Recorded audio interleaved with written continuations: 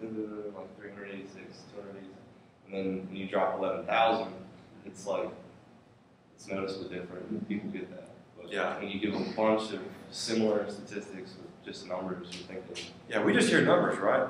You give us the first number, and we think, what does that mean? What does that mean to me in a bigger, large, smaller scale? I don't know. And then while you're thinking about that one, I've already moved on to the next one. And so you're trying to still think about that one, but you want to catch the second one. And then after the third one comes along, you just say, well, forget about it, right?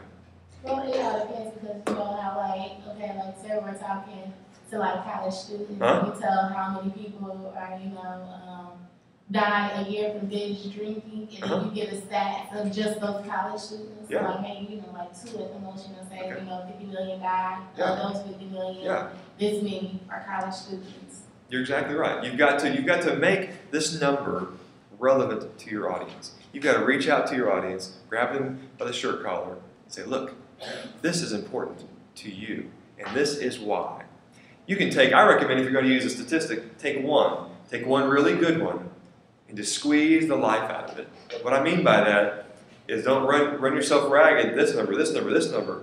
It doesn't mean anything to your audience. What means something to your audience is you take that one number that's significant, and you say, well, this is what this means to you. If I were to tell you, at some point in their lives, 3 out of 5 women will experience cancer of some form.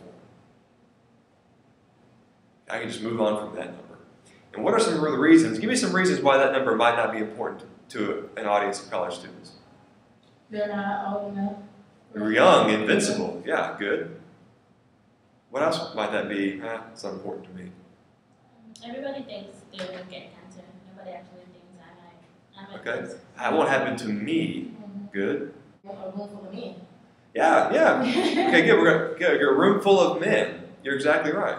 And we might also think there's no history of cancer in my family, right? I've never known anybody to be affected by cancer. It's not personal to me. So that number just goes right over your head. You don't care. This speech is not worth listening to. So how do I make this number important to you? What I might say is 3 out of 5 women at some point in their life will be affected by cancer. And then you can hit it close to home. It could be like your mother. Exactly. Your grandmother, You're on the right track, yeah. You say, so think about that. That's more than half. Wow. So if you have 15 women in your family, this one, will have cancer. So I would say, so think about this. Think about your family. Think about your mom, your grandmother, your aunts, your friends who are female. More than half of them at some point in their lives have cancer. Man. So you're starting to think, wow, this is actually important to me now. And then what you can do is like Angel was saying, if you have a room like this with half girls and half boys, you can say, so think about this. Look at this room right now. Out of the 15 girls in here today, half of you, about 7 of you, will have cancer at some point. You can just feel the weight of that number now, right? What used to be just a 3 out of 5, move on past it, let's talk about something else, is now, 3 out of 5. The people who I love, who I care about, right? It becomes very, very important. Or me. If you're a female sitting in the class, this is me. So it really gives that one number a lot of weight, doesn't it? So don't wear out numbers by doing a bunch of them. Just use maybe 1 or 2 at most, and really help us explain, understand why this is important. Related to something, like Kyle was saying, we're here, other countries are here. You show us a graph, different things like that that really explain it to us, make us realize it's important. So stats are very, very, very good. Okay, what else might we do to get the audience's attention? There are other ways. Sometimes you can pause for like a longer amount of time. A lot of comedians are doing that, actually now. I know it's not a speech per se, but when they go up to do their thing, a lot of them will kind of put these pauses in because it kind of makes it awkward, but it kind of gets people's attention. The silence gets their attention. Yeah. So when they come up at the very beginning, they just pause. They don't say anything. And they might start and then stop. Okay. And just look at you. Okay. And again, we've talked about the uniqueness and the power of stopping. Got it. Or, I thought I'd start with it, but I think it could be at the beginning there somewhere. or telling the audience to do something like, look to your left and look to your right. Okay, good. So kind of audience participation. And then hit them with a stat or something. Good. Yeah, look to your left, look to your right, get them on board with doing this, and then say, look, the person to your right, or the person on your left, at one point have cancer. It's a great way to do that. Okay, how about what was the one we talked about in the quiz? A rhetorical question, right? And a rhetorical question, like we discussed, is a question you ask as a speaker, but you don't really want a response. If you're speaking to a group of 100 people, or even in a classroom of 25 students, you don't want everybody to answer. You're just looking to get their mind rolling with this idea. And you want them to realize that what you're talking about is about them. So you ask a question and let them think, yeah, that applies to me. Ask a question. If I were doing a speech today to inform college students about new diarrhea medicine, and I were to say, I'd start off by saying, have any of you ever had diarrhea?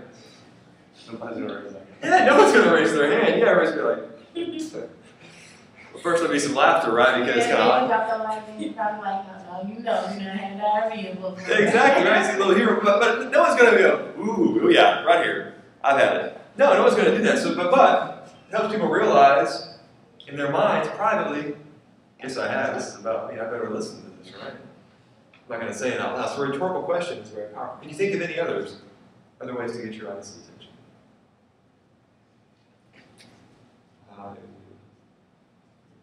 One way you can do is to some sort of action yourself that might get your audience's attention. There are a lot of good ideas here. There are more ways. However, here's some good ways to get your audience's attention. You've got to start strong out of the gate. If you don't gain their attention at the beginning, you will probably never gain their attention. Because if it looks boring here, then they're not going to give you a second chance. You've got to get it and maintain their attention here. So hit the ground running. So that's the first thing you do is get their attention. What else do you do in an introduction? Okay? You've got to build your credibility.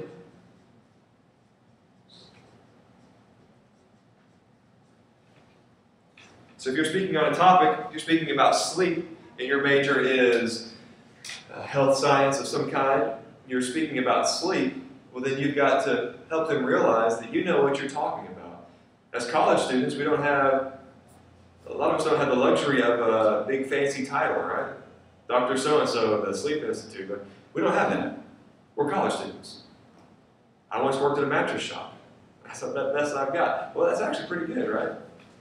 So, what you might say is, as a junior student here at this university, studying the medical field, and through past experience working for a mattress shop, and I hope to do this in the future, tell them what your future plans are.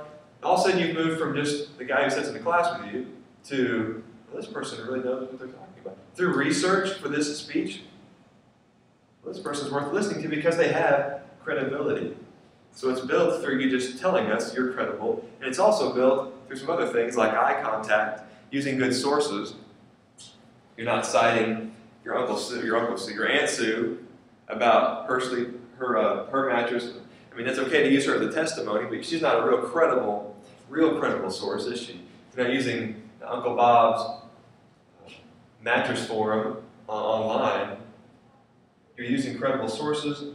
You seem credible, so that is important. People will continue to listen to you. You also intro the topic a little bit. Help people realize a little bit what you're going to be talking about something. Here it is. And then, when you're building credibility, you also build what is called rapport and relevance. What is rapport?